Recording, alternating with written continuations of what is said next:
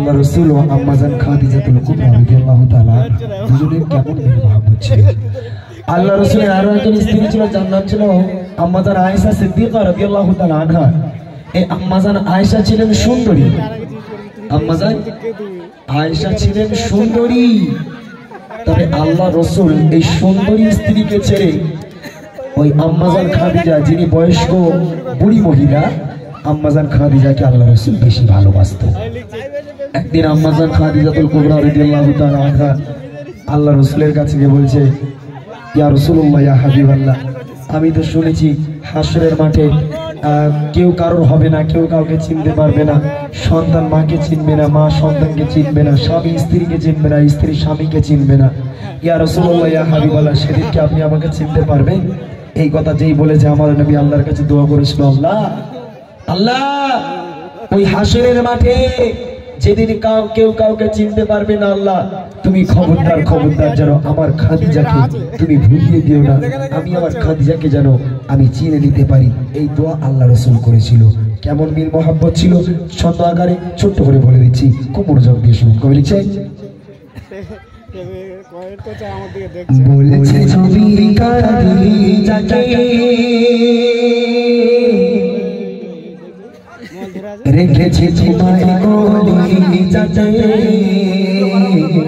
সর্বসেরা বিবি তুমি মোর, পেয়েছি তোমায় সুখে দুঃখে, বলছি ছবি খাদিজাকে,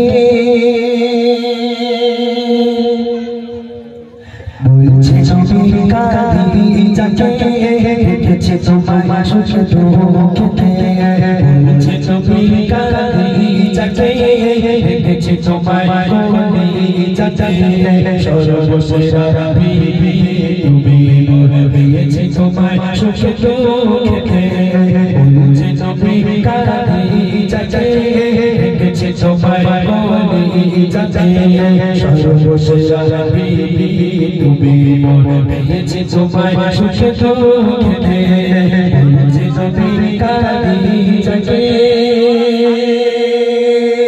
এই কথা শুনে শুনে আম্মাজান খাদিজা আল্লাহ রাসূলকে বলছে, ইয়া রাসূলুল্লাহ, ইয়া হাবিবাল্লাহ, সেদিন আপনি আমাকে ভুলে যাবেন না তো?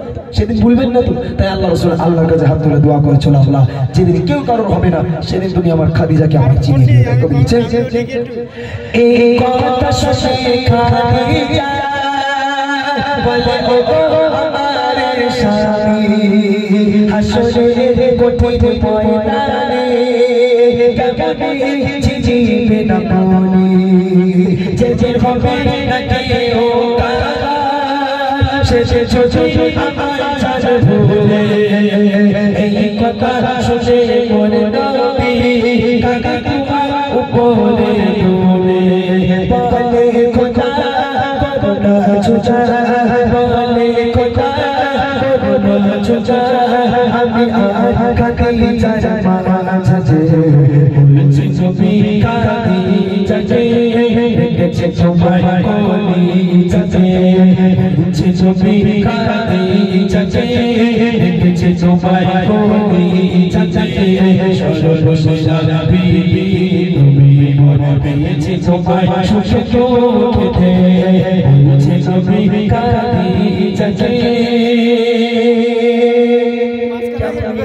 ছিল জানেন, যদি স্বামী একটা থালায় ভাত খায়, ওই থালায় বউ ভাত খেতে যায় না, বলে ওলা ওটা বিড়ি খায়, ও থালায় ভাত খাওয়া যায় না, ওলা ওটা বিড়ি খায়। হ্যাঁ, বাস্তবে বিড়ি খেলে তোমার বউ কি তোমার থালায় ভাত খাবে? আল্লাহ রাসূল যখন গোস্ত খেতেন, মাংস খেতেন, গোস্তকে যখন হাড্ডিটা চুষে চুষে নিচে রেখে দিতেন, আম্মাজান খাদিজাতুল কুবরা ওই চোষা হাড্ডিটা নিচে থেকে তুলে আবার তিনি চুষতেন। কি ভালোবাসা, কি মহব্বত।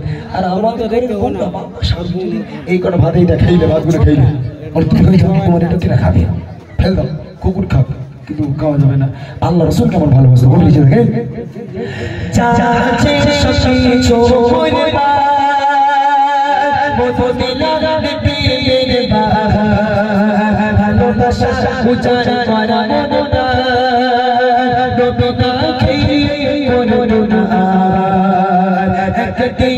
আয়েশা বলে, ও আমার নামের স্বামী, চঞ্চল আশা খাদিজা আমার মাঝে গিয়াছে তুমি সোনা বিবি দুঃখ শাশি সোনা বিবি দুঃখ শাশি দূর হয়ে দেখলে চেহারা বলছে তুমি খাদিজাকে দেখেছে তোমায় কোনি চাচাকে বলছে তুমি খাদিজাকে দেখেছে তোমায় কোনি চাচাকে সর্বসেরা বিবি তুমি মোর পেয়েছে তোমায় সুখ দুঃখেতে বলছে তুমি খাদিজাকে।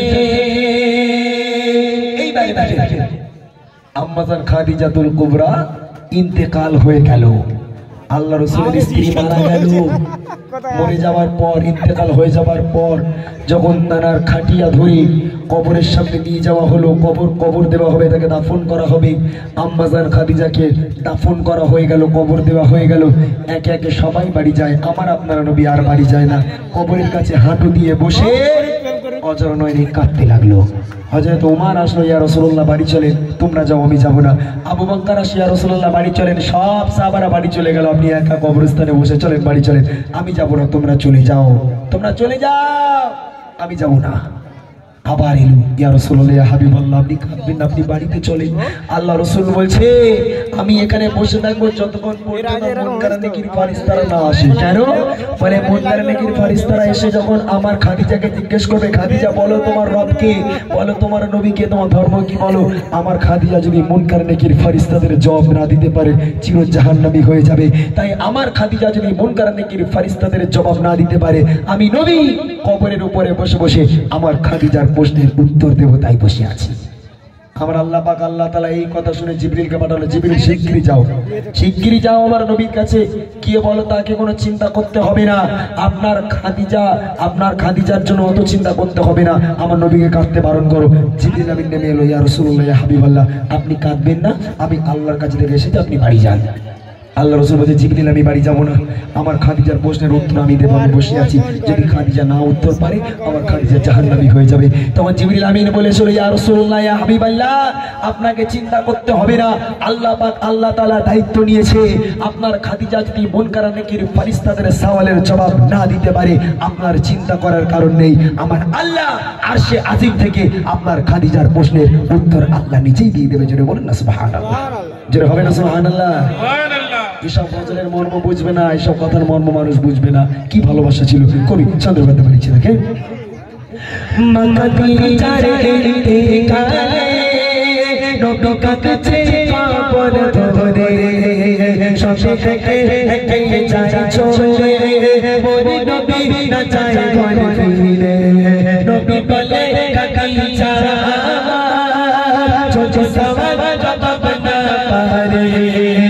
আমি নবী এখানে বসে খাদিজা ধরে বন্ধু চাচা বাবারিকা বাবারিকা দেখে চাচা কথা নেছে মুখে বলছে তুমি খাদিজাকে দেখেছে তোমায় কোনি চাচাকে বলছে তুমি খাদিজাকে দেখেছে তোমায় কোনি চাচাকে সর্বসেরা তুমি মন পেয়েছি তোমায় সুখ দুঃখেতে আজ বলছি নবী খাদিজাকে।